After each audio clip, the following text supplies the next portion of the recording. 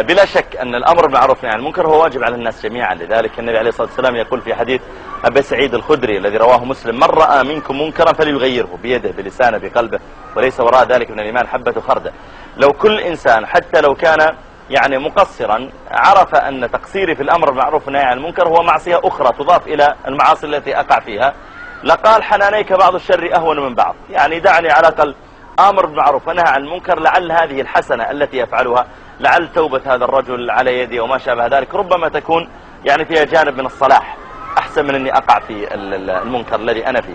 أذكر واحد من الشباب، أنا سأسمع سؤالك أحمد بعد شوي، واحد من الشباب إمام مسجد صديق لي يقول: طرق علي باب الساعة يمكن 12 بالليل أو واحدة، فخرجت فإذا شاب من عامة الشباب يعني غترته بشكل معين وثوبه يسحب على الأرض وشفتاه قد اسودت من التدخين ووضعه يعني. فقلت له يعني نعم، استغربت الساعة 1 في الليل.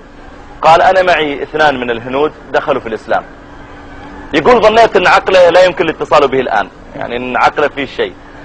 فقلت: 2 هنود أسلموا على يدك؟ قال: نعم. قلت: وين؟ الساعة 1 بالليل.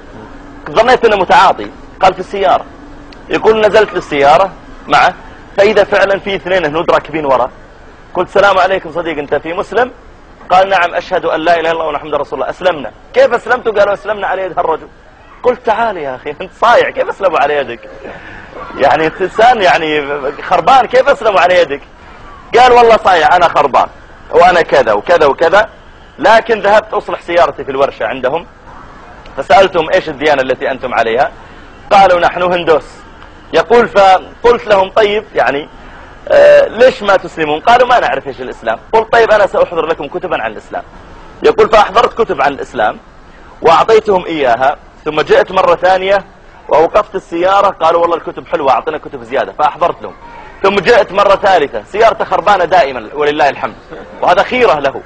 يقول: فلما وقفت السيارة جاء واحد من هالنافذة والثاني من النافذة الثانية وقالوا: إحنا أسلمنا، أشهد أن لا إله إلا الله ومحمد رسول الله، ماذا نفعل الآن؟ يقول: قلت: والله أنا ما أدري، أنا مسلم من زمان، ما أدري اللي يسلم وهو كبير إيش يسوي. يقول الشيخ: فذهبنا بهم إلى مكتب مخصص للمسلمين الجدد وأعطيناهم بطاقات إلى آخره. فالمقصود أن هذا الشاب مع تقصيره يعني إلا أنه يشعر أني لابد أقدم شيء للدين وأسلم على يده. فالشيطان لما يقول للواحد: أنت مقصر لا تخدم الإسلام، هذه يعني مصيبة كبيرة، إلا حتى لو كنت مقصرا اخدم الإسلام.